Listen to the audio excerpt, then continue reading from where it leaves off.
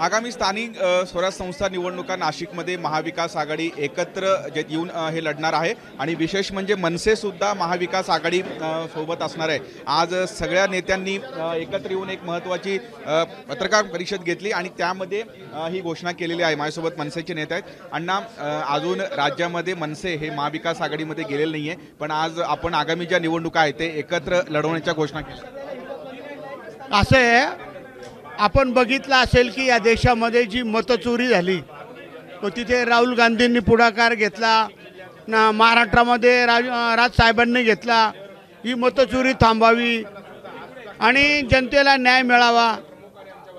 नाशिक शहरामध्ये आपण बघितलं असेल गुन्हेगारी मुक्त व्हावं, शहर जिल्हा भयमुक्त व्हावा, भ्रष्टाचार मुक्त व्हावा, शेतकऱ्यांना कर्जमाफी व्हावी, ओला दुष्काळ जाहीर करावा, सगळ्यांना न्याय मिळावा। त्या दृष्टिकोनातून आज कम्युनिस्ट असेल, राष्ट्रवादी असेल, काँग्रेस असेल, शिवसेना असेल, हे सगळे एकत्रित आज बैठक झालेली आहे।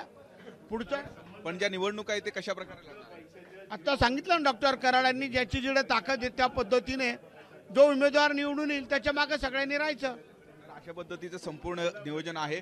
आपण अजून राज्यामध्ये महाविकास आघाडीची घोषणा झाली नाही आहे, पण आज नाशिकमध्ये आपण बैठक घेऊन ही घोषणा केली नाही। आज नाशिक जिल्ह्याच्या जनतेच्या दृष्टिकोनातून आणि महाराष्ट्राच्या जनतेच्या हितासाठी भारतीय जनता पार्टीचा पराभव करणं आवश्यक आहे आणि म्हणूनच सर्व भारतीय जनता पार्टीच्या विरोधातले सर्व पक्ष संघटना एकत्र करण्याचा आम्ही प्रयत्न केलेला आहे, त्याला यश आलेलं आहे आणि आम्हाला खात्री आहे की स्थानिक स्वराज्य संस्थांच्या निवडणुकीमध्ये महागठबंधन यशस्वी होईल आणि भाजपचा पराभव होईल।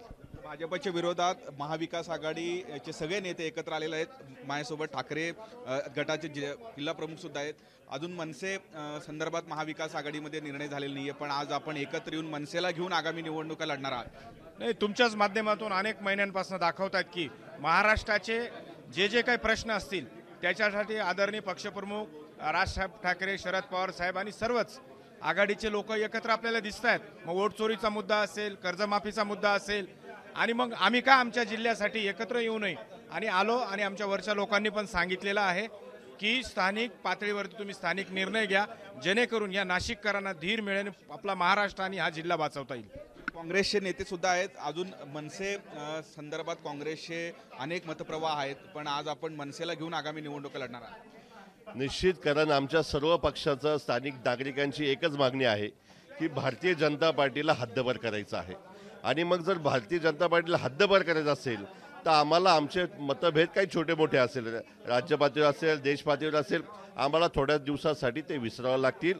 कारण भारतीय जनता पार्टीला जर आम्ही हद्दपार केलो नाही तर जनता आम्हाला माफ करणार नाही, जनतेसाठी आम्हाला एकत्र यावं लागत आहे। पद्धतीचं हे संपूर्ण नियोजन आहे। नाशिकमध्ये आगामी ज्या निवडणुका आहेत ते महाविकास आघाडीचे नेते एकत्र येऊन लढणार आहे आणि विशेष म्हणजे महाविकास आघाडीमध्ये मनसे सुद्धा असणार आहे। अजून राज्यामध्ये महाविकास आघाडीत मनसेला घ्यायचं की नाही हे अद्याप निर्णय झालेला नाही आहे, पण नाशिकमध्ये मनसेसह महाविकास आघाडी आता एकत्र येऊन निवडणूक हे लढणार आहे। त्यामुळे आगामी निवडणुका हे नेमकं कशा पद्धतीने होतात आणि लोकच कुणाला हे कौल देतात हे बघणं महत्त्वाचं असणार आहे। किरण गोटूर, जय महाराष्ट्र न्यूज, नाशिक।